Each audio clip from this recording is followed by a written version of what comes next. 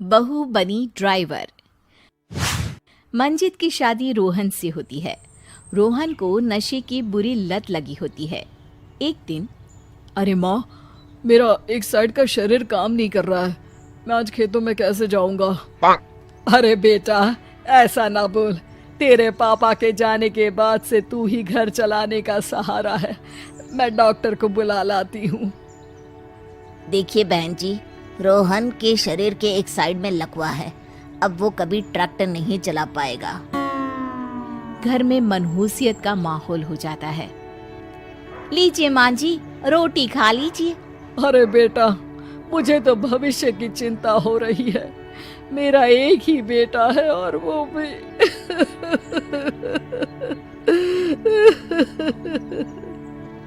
माँ जी, आप चिंता न करें। जब तक ये बीमार है मैं खेत जाकर काम कर लिया करूंगी। वैसे भी नशे के कारण इनका शरीर काफी कमजोर हो गया है।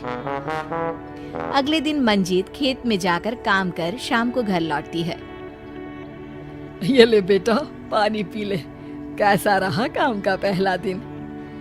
माँ जी, काम तो ठीक है, लेकिन मैं अगर ट्रैक्टर चलाना सीख लूँ ना तो काम और भी आसान हो जाएगा।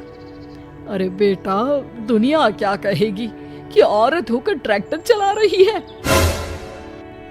माँ जी, या तो हम दुनिया देख ले या अपना घर, कोई बात नहीं। जब ये ठीक हो जाएंगे तो सब ठीक हो जाएगा।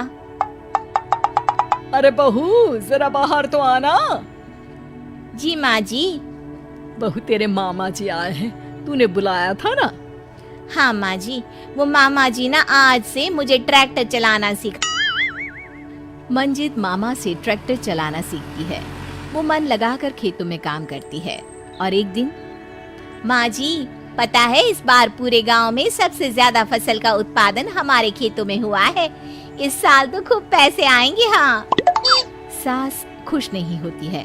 वो चुपचाप वहाँ से जाने लगती है। तभी मंजित उसे रोक लेती है।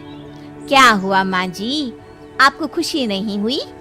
बेटा, आज डॉक्टर साहब बोल रहे थे कि रोहन के ठीक होने के लिए 5 लाख रुपए की जरूरत है। समझ नहीं आ रहा क्या करूं। मंजित शांत हो जाती है। अगले दिन सास मंजित के पास आती है। बेटा, ये मेरे गहने हैं। इसे अपने गहनों के साथ जोड़कर सुनार को दे आ। जितने पैसे हो ले आ। डॉक्टर को आज ही देने हैं। मंजित अपने गहने और सास के गहनों को लेकर दुकान में बेचकर पैसे लेकर घर आ जाती है। माँ जी, सिर्फ 3 लाख रुपए का ही इंतजाम हो पाया है। बाकी के पैसे कैसे आएंगे? बेटा, अब तो एक ही चारा है, हमें जमीन भी बेचनी पड़ेगी। माँ, खेत बेच देंगे तो खाएंगे क्या? अरे बेटा, कोई दूसरा चारा भी तो नहीं है। रोहन ठीक हो जाए तो वो मेहनत करके इससे भी बड़ी जमीन ले लेगा। सास बहू मिलकर खेत भी बेच देते हैं। अब पूरे पैसे लेकर सास डॉक्टर के पास जाती है। डॉक्टर साहब, ये लीजिए सारे पैसे।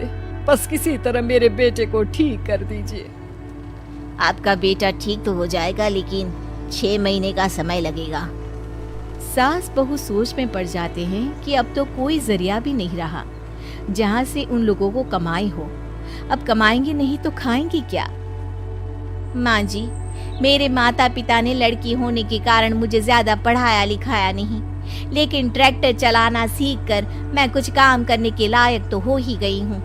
अरे बेटा, ट्रैक्टर अब कहाँ चलाएगी? खेत तो बिक गए हैं। माँ जी, मैं किसी और के खेतों में दिहाड़ी में काम कर लूंगी, कुछ तो पैसे आएंगे ही ना।